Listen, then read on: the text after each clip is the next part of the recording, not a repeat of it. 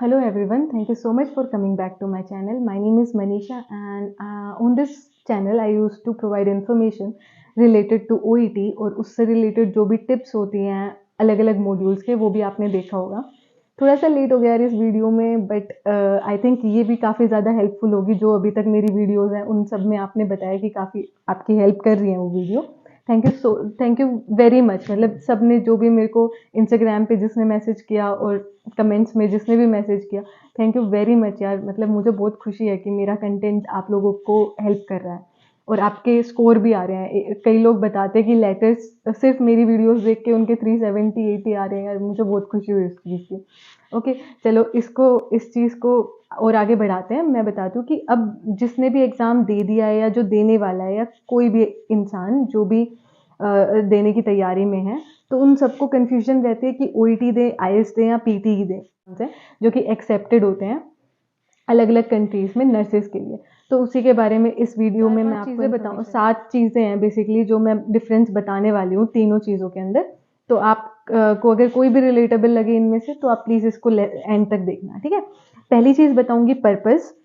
Exact क्या purpose होता है तीनों एग्जाम्स का. Content, what content they contain in the examination. Test format. And fourth is score criteria. What exactly is the score criteria required for different exams. And validity, कौन सी country में कौन सा exam valid है वो भी मैं बताऊंगी. And sixth is test duration, कि कितने टाइम का टेस्ट होता है उसके बारे में. एंड सेवेंथ इज अवेलेबिलिटी, कि कंटेंट की अवेलेबिलिटी या टेस्ट डेट की अवेलेबिलिटी क्या होती है उस सब के बारे में डिस्कस करेंगे. ठीक है. तो सबसे पहले मैं पर्पस बता देती हूँ. पर्पस होता है आइल्स. तो आप सबको ही पता है कि डंकी मूवी देखी होगी ना, उसमें बताते हैं वो आइल्स आइल्स करते रहते हैं. तो इट्स अ जनरल एग्जाम, उसको कोई भी दे सकता है ना. तो ये एक्सेप्टेड है. ये हमारे मेडिकल में भी एक्सेप्टेड है. जनरल जो भी लोग होते हैं उनके लिए भी एक्सेप्टेड है और किसी के लिए भी, एकेडमिक भी, जो वर्क के लिए जा रहे हैं उनके लिए भी. पर थोड़ा शायद उसमें वर्क और एकेडमिक में थोड़ा सा डिफरेंस होता है और शायद वो थोड़ा और डिफरेंस ला रहे हैं वर्क से रिलेटेड आइल्स के अंदर. तो वो एक बार आप अपडेट्स चेक कर लेना. ठीक है. क्योंकि अभी नई नई अपडेट्स आई हैं, वो मैंने एग्जैक्टली नहीं देखी बट मुझे पता है कि थोड़ी अपडेट्स हैं. तो प्लीज़ उस चीज़ को गो थ्रू कर लेना जो भी आइल्स की बुकिंग कराए. और OET के अंदर क्या है यार, OET के अंदर अभी एज सच कोई अपडेट नहीं है. जो 3.0 बोलते हैं वो भी ऐसा कुछ आया नहीं है. जब वो आएगा तो उस चीज़ की इन्फॉर्मेशन आप सबको मिल जाएगी, लेकिन अभी तक कोई ऐसा अपडेट नहीं आया है. OET स्पेसिफिकली मेडिकल प्रोफेशनल्स के लिए होता है, नर्सेज के लिए, डॉक्टर्स के लिए, फार्मेसी वालों के लिए और जो भी ये बायोटेक्नोलॉजी या ऐसे रिलेटेड जो भी मेडिकल रिलेटेड लोग होते हैं उन सब के लिए होता है हमारा OET. ठीक है. और दूसरी चीज़ जो हमारा तीसरी चीज़ जो हमारा PT है. PT बेसिकली क्या होता है कि एक कंप्यूटर बेस्ड एग्जाम होता है. मैंने PT दिया है. OET से पहले मैंने PT ही दिया था क्योंकि मुझे था कि मैं ऑस्ट्रेलिया जाऊं. तो ऑस्ट्रेलिया में एक्सेप्टेड होता है. इसकी भी हम बात करेंगे अपने थर्ड पता नहीं 6 पॉइंट में. हाँ, तो हम इसकी भी बात करेंगे, लेकिन उससे पहले मैं पर्पस बता देती हूँ. तो इन तीनों का पर्पस समझ में आ गया. PT कंप्यूटर बेस्ड एग्जाम होता है बट वो कहीं कहीं वैलिड होता है किसी किसी कंट्री के अंदर, वो भी डिस्कस करेंगे. लेकिन IELTS और OET वो ऑलमोस्ट सारी कंट्रीज के लिए वैलिड होता है. तो आप इन दोनों में से ही चूज करो जो आपको एग्जाम देना है. PT भी कहीं ना कहीं वैलिड है, वो मैं आपको बताऊंगी. ठीक है. पर्पस समझ में आ गया. कंटेंट, दूसरा पॉइंट है कंटेंट. कंटेंट क्या क्या कंटेन करता है. OET में सारी मेडिकल टर्म्स होंगी आपकी. ठीक है. मेडिकल टर्म्स, मेडिकल जनरल्स होंगी उसके अंदर और मेडिकल रिलेटेड सारी बातें होंगी. ठीक है. और OET अगर आप नर्सेज हो या डॉक्टर्स हो या कोई भी हो जो मेडिकल रिलेटेड है, आपको मैं यही सजेस्ट करूंगी कि OET इज़ द बेस्ट. ठीक है. अगर आपको ज़्यादा इंग्लिश में नहीं जाना है तो आपको OET देना चाहिए. OET में वो हमारी फैंसी इंग्लिश नहीं देखते हैं, वो सिर्फ हमारी इतनी चीज़ देखते हैं कि हम पेशेंट से कम्युनिकेट कर पाएंगे या नहीं. तो ये काफ़ी छोटा सा पर्पज़ है इन लोगों का OET के पीछे, बिहाइंड OET. तो वो जो कि हम कंप्लीट कर पाएंगे क्योंकि हमने हॉस्पिटल्स देखे हैं, हमने आपस में मेडिकल टर्म्स के रिलेटेड बातें की हैं, प्रोजेक्ट्स बनाए हैं. तो हमारे लिए बहुत ज़्यादा इजी हो जाता है OET करना. IELTS के अंदर है जनरल इंग्लिश. अगर आपकी जनरल इंग्लिश बहुत ज़्यादा अच्छी है तो आप IELTS भी दे सकते हो, कोई प्रॉब्लम नहीं है. IELTS का एक बेनिफिट है जो मैं आपको आगे बताऊंगी. और पीटी एक कंप्यूटर बेस्ड एग्ज़ाम है, काफ़ी इजी होता है, लेकिन उसको आपको टाइम देना पड़ेगा, लेकिन वो कहीं कहीं एक्सेप्टेड है, तो उसको आप उसके अंदर कंटेंट क्या होता है, उसके अंदर भी जनरल इंग्लिश होती है, उसमें कोई मेडिकल या कोई अलग रिलेटेड नहीं होता। जनरल इंग्लिश होती है, general English in the sense कि वो आपको कुछ भी पूछ लेंगे, लाइक एनवायरनमेंट के बारे में पूछ लेंगे, क्लाइमेट के बारे में पूछ लेंगे, या हाउस होल्ड रिलेटेड चीज़ों के बारे में, कोई भी जनरल टॉपिक हो सकता है, कोई स्पेसिफिक टॉपिक नहीं होता उसके अंदर। ठीक है, तो मुझे लगता है कि लाइक ओईटी इज लाइक 20, एक 80-20 का रूल होता है ना, तो OET is like 20% and IELTS and PT like 80%। वो लोग 80% चीज़ों को इन्वॉल्व करते हैं, तो उससे रिलेटेड इंग्लिश सीखनी पड़ेगी। और ओईटी इज लाइक 20%, तो 20% रिलेटेड इंग्लिश सीखनी पड़ेगी, और वो सीखी भी जा सकते हैं। 20 एंड 80 का डिफरेंस तो होता है ना। तो ये है। थर्ड चीज़ है टेस्ट फॉर्मेट। टेस्ट फॉर्मेट काफ़ी ज़्यादा अलग नहीं होता ओईटी और आईएल्स का, बस कंटेंट में डिफरेंस आता है। और टेस्ट फॉर्मेट में एक और इम्पोर्टेंट चीज़ होती है, वो मैं बताती हूँ। पीटी का बिल्कुल अलग होता है, ठीक है। ओईटी आईएल्स सेम सेम होते हैं, लेकिन पीटी बिल्कुल डिफरेंट होता है। उसके अंदर समझ नहीं आता कि राइटिंग के लिए कौन सा है, रीडिंग के लिए, लिसनिंग के लिए, स्पीकिंग के लिए, वो सारा मिक्स होता है। ठीक है, मिक्स होता है, पर वो एक गेम की तरह होता है। तो अगर आप एक बार समझ लोगे, उसके क्वेश्चन क्राइटेरियाज को समझ लोगे, उसके अंदर 22 या 24 टाइप ऑफ क्वेश्चंस होते हैं, अगर वो आप समझ लेते हो तो आप कर पाओगे उस चीज़ को भी। इतना इतना मुश्किल नहीं है उसको समझना मुश्किल है। और ओईटी और आईएल्स को थोड़ा करना मुश्किल है, क्योंकि उसमें समझने का तो कुछ है नहीं, 4 मॉड्यूल्स है, उनको करना है। उसमें 22 टाइप ऑफ क्वेश्चन है, उनको समझना और करना थोड़ा सा है। ठीक है, ये इसका हमारा वो गया टेस्ट फॉर्मेट की कैसा होता है। अब देखो, जो ओईटी और आईएल्स है उसके अंदर क्या डिफरेंस क्या आता है हमारा स्पीकिंग और राइटिंग के अंदर। स्पीकिंग के अंदर जो हमारा ओईटी है, उसके अंदर हमें एक पेशेंट से बात करनी होगी। पेशेंट, वो हमारा पेशेंट होगा, रोल प्ले करेगा, एक तरीके से एक्टिंग करेगा पेशेंट होने की, और हम उसके नर्स होंगे या डॉक्टर होंगे। हमें उसे समझाना है, उसको कंसल्टेशन देनी है एक काइंड ऑफ, एंड वो हम लोगों को सिखाई जाती है, तो हम वो कर सकते हैं इजीली, राइट। उसको इमेजिन करके उसको बस बताना है। And in case of IELTS, they will ask us any general question, like tell me about your mother, tell me about your family, or tell me about the environment you are living, what kind of country you would like to go. So these kind of question could be asked in IELTS. ठीक है, लेकिन OET में एक specific medical field चीज़ें पूछी जाती हैं, जो कि आप अपने कुछ कुछ चीज़ें आपको लर्न करनी होती हैं, और वो आप बोलोगे तो आपका हो जाएगा। ठीक है, पीटी में टेस्ट फॉर्मेट क्या होता है, कुछ टिप्स होती हैं, ट्रिक्स होती हैं, बट वो आपके काम आएंगी या नहीं आएंगी वो तो मैं नहीं कह सकती, क्योंकि मैंने सारी टिप्स और ट्रिक्स अप्लाई की थी, बट वो मेरे काम नहीं आई थी। काफ़ी आई थी बट उतनी नहीं आई थी। ठीक है, मैंने जो जो यूट्यूब पे जो भी वीडियो थी सारी देख के मैंने अपना पीटी दिया था, बट वो मेरा थोड़ा स्कोर रह गया था। मेरे 63 आए थे और चाहिए थे 65। तो आप उसको किसी अगर करो तो किसी अच्छे कोचिंग इंस्टीट्यूट पे जाके करना। मैं आईएल्स और ओईटी के लिए नहीं कहूँगी, बट हाँ, पीटी अगर आप चूज करो तो उसके लिए आप पक्का किसी इंस्टीट्यूट पे जाना। ठीक है, जो वैलिड हो, अच्छा इंस्टीट्यूट हो, काफ़ी ज़्यादा मिल जाते हैं उसके लिए। ठीक है, टेस्ट फॉर्मेट समझ में आ गया। अब स्कोरिंग क्राइटेरिया सबसे इंपॉर्टेंट। स्कोरिंग क्राइटेरिया के अंदर क्या आता है, अलग अलग कंट्रीज के बारे में बताऊंगी। ठीक है, स्टार्ट करते हैं यूके से, क्योंकि यूके बहुत सारे लोग जा रहे हैं, तो उसी के बारे में बताऊंगी। यूके के अंदर स्कोर ओईटी का या आईएल्स का जो एक्सेप्टेड है, वो है 3 मॉड्यूल्स के अंदर आपके स्पीकिंग, लिसनिंग और रीडिंग। ठीक है, स्पीकिंग, लिसनिंग और रीडिंग के अंदर आपका बी स्कोर होना चाहिए। B score in the sense 350 plus marks होने चाहिए आपके ओईटी के अंदर। एंड वही अगर आईएल्स की बात करें तो तीनों में आपका 7 प्लस स्कोर होना चाहिए, लाइक 7 होना चाहिए। ठीक है, 7 ईच होना चाहिए 3 मॉड्यूल्स के अंदर, स्पीकिंग, रीडिंग एंड लिसनिंग के अंदर। And in writing, exception is writing, जो एनएमसी एक्सेप्ट करती है वो है C plus, that is 300 plus in OET. और आईएल्स के अंदर 6.5। ठीक है, ये यूके का स्कोर है आईएल्स और ओईटी के अंदर। यूके पीटी को एक्सेप्ट नहीं करता है, जैसे कि मैंने बताया था कि काफी कंट्रीज पीटी एक्सेप्ट नहीं करते, तो आप उसको अवॉइड करो। ठीक है, तो ये हमारा हो गया यूके का स्कोर। अब आता है जो second most demanding country right now is New Zealand. ठीक है, क्योंकि न्यूजीलैंड के अंदर आपने सुना होगा कि क्लबिंग करवा सकते हैं अलग अलग मॉड्यूल्स की।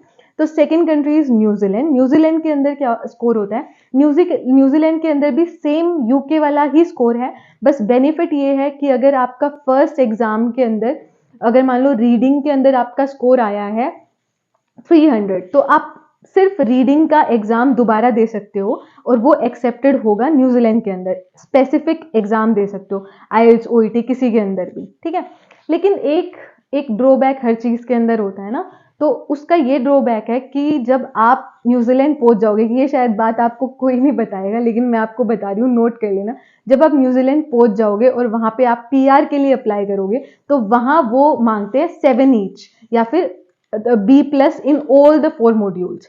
तो अगर आपको वहां जाके पीआर लेनी है, तो अगर आपका राइटिंग के अंदर C+ आया है और उससे आप न्यूजीलैंड के लिए अप्लाई तो कर दिया, लेकिन जब आप पीआर के लिए बैठोगे तो आपको फिर से अपना ओईटी एग्जाम देना पड़ेगा वहां जाके, ठीक है। उसमें भी क्लबिंग एक्सेप्टेड है, but still you have to give your exam.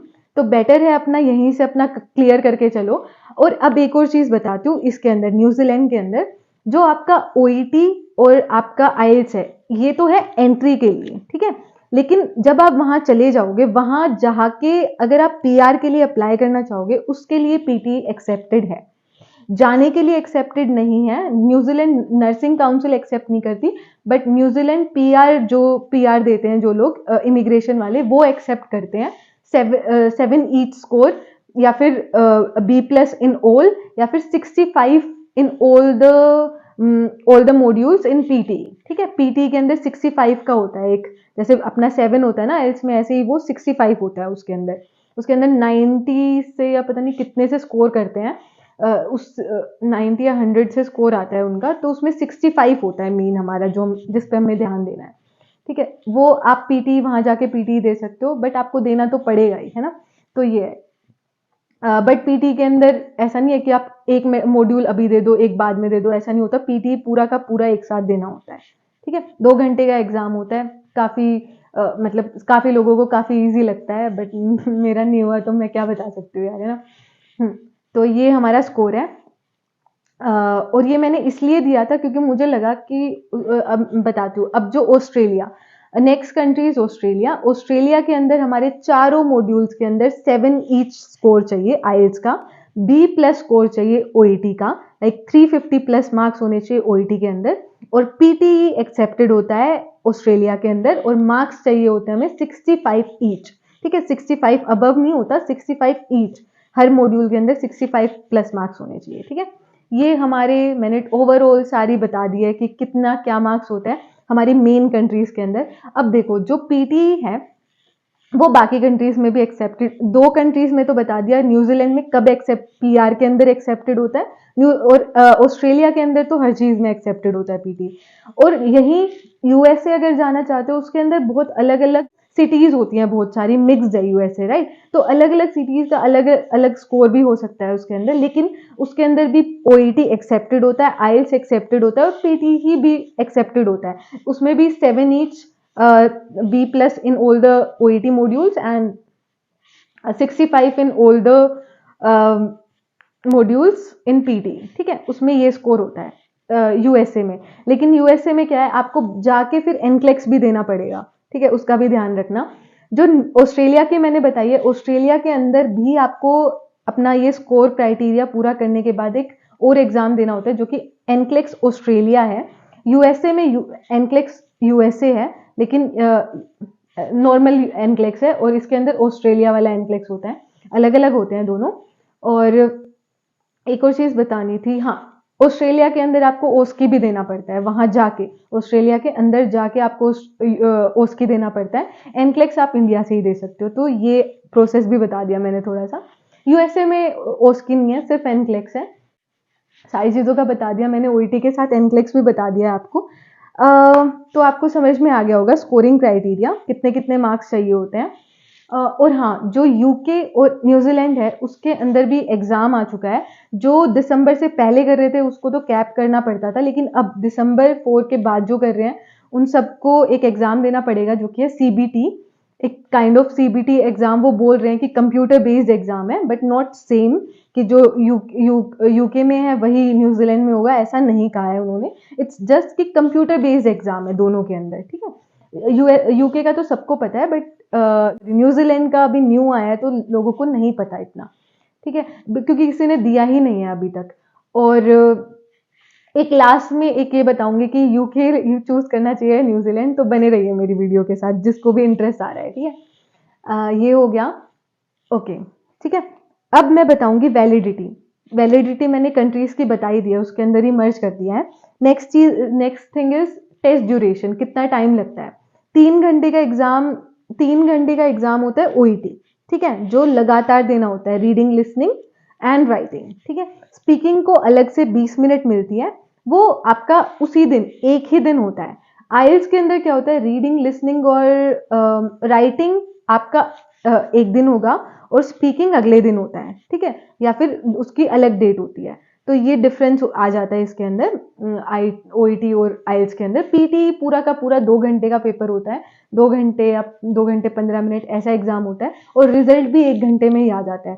आइल्स का रिजल्ट थोड़ा 1 हफ्ते का टाइम लगता है शायद, और ओईटी का रिजल्ट 14 डेज में आता है, 14 वर्किंग डेज, तो उसका थोड़ा टाइम ड्यूरेशन लंबा पड़ जाता है। आइल्स काफ़ी ज़्यादा दिया जाता है, लाइक आइल्स को आप 1 हफ्ते बाद दे सकते हो, या मतलब बहुत फ्रीक्वेंटली दे सकते हो। ओईटी महीने में सिर्फ 2 बार होता है, तो उस चीज़ को ऐसे दे सकते हो। पीटी तो चाहे आज आज बुक करो और परसों दे आओ, पीटी काफ़ी ज़्यादा ऐसे, और 1 घंटे में या 2 घंटे में रिजल्ट आ जाता है आपका, रिजल्ट काफ़ी ज़्यादा फास्ट आता है, ठीक है।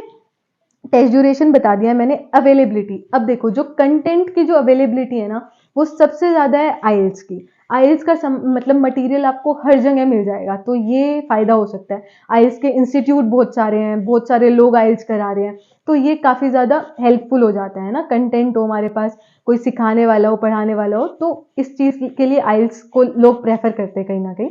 लेकिन ओईटी का मटेरियल इतना नहीं होता, ओईटी के अंदर पढ़ाने वाले इतने नहीं होते, होते हैं जो इनको पढ़ना होता है उनको सब मिल जाता है, लेकिन अगर देखा जाए तो ओईटी के लिए इतना नहीं होता, गली गली में नहीं खोल के बैठे ओईटी वाले, ठीक है। काफ़ी आपको ऑनलाइन ही मिलेगा, अच्छा कंटेंट आपको ऑनलाइन ऑनलाइन ही मिलेगा। जो इंस्टीट्यूट खोल के बैठे हैं उन पे आई आई डोंट थिंक सो आपको भरोसा करना चाहिए, बट वो आपकी विश है, ठीक है, कंप्लीटली योर विश। और पीटी के लिए क्या है, उसके लिए भी बहुत सारा मटेरियल है, बहुत सारे लोग जो आईएएस कराते हैं वही पीटी करा देते हैं, तो वो भी काफ़ी वर्ल्ड वाइड है, ठीक है, इंडिया में काफ़ी ज़्यादा फैला हुआ है, तो उसके लिए भी काफ़ी इतना कुछ प्रॉब्लम नहीं है।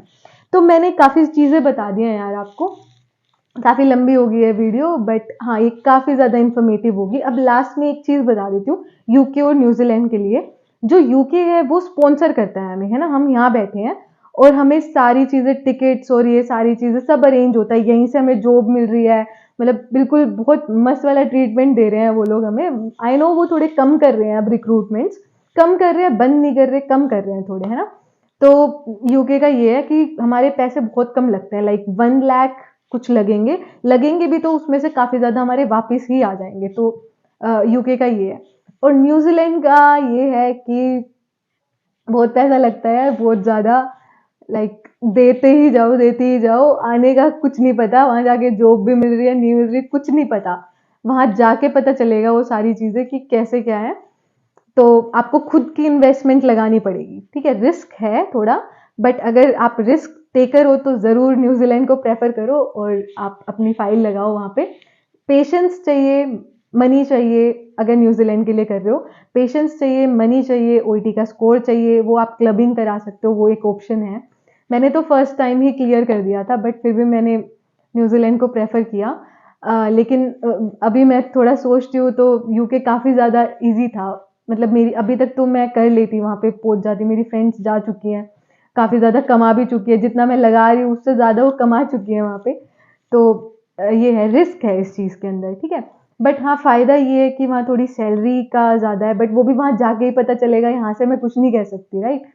और वहाँ से ऑस्ट्रेलिया भी जा सकते हैं, पर ऑस्ट्रेलिया में भी वो कुछ एक्सपीरियंस मांगते हैं, इतना इजी नहीं होता जितना हम सोचते हैं, ठीक है, यहाँ बैठ के सोचते हैं। वो जब इस प्रोसेस में जा रहे होते हैं ना, उसी को पता होता है कि एग्जैक्टली कितना किस चीज़ में कितना टाइम लग रहा है और कैसे सब चल रहा है, ठीक है। तो ये मैंने आपको एक बहुत मतलब कंसाइज वे में बहुत सारी इन्फॉर्मेशन दे दी है, तो आप इस चीज़ को देखो और अपना डिसाइड करो कि आपको कौन सी कंट्री में जाना है और कितना स्कोर चाहिए, उसके लिए आप मेहनत करो, ठीक है। अगर आप बिल्कुल ही हिंदी मीडियम से, आपको इंग्लिश का बिल्कुल ही ई नहीं आता, तो आप इंग्लिश सीखना चाह रहे हो, तो मैं कहूँगी इंग्लिश अगर बिल्कुल ही इतनी ही वीक है तो कुछ और सीख लो, जर्मन सीख लो, जर्मनी मतलब जर्मनी सीख लो और जर्मन में चले जाओ, है ना। ऐसी ऐसी कंट्रीज भी हैं जो कि ओईटी नहीं, अपनी लैंग्वेज सीखते, अगर आपने को सीखना ही है तो और कोई लैंग्वेज सीख लो। मैं नहीं कहूँगी कि इंग्लिश ही सीखो, क्योंकि आपको तो ज़ीरो से शुरू करना है ना, तो कोई ऐसी और अलग लैंग्वेज सीखो, कुछ अलग मिलेगा आपको करने को, है ना। तो आप एक्सप्लोर करो, जितना आप देखोगे, जितना अलग अलग सर्च करोगे, उतनी अलग अलग ऑप्शंस मिलेंगे, और जो आपको अच्छा लगे वो करो। ठीक है, अब एक और चीज़, एक थोड़ी सी ज्ञान की बात है ये, जो शायद किसी के हेल्प हो जाए। कभी भी लाइफ में दो चीज़ों में अटकोगे ना, तो उसके लिए मेरे पास एक कोट है, एक second. Okay, this is my coat. कि मैंने छुपा के मैंने ऐसे ही रखा हुआ था।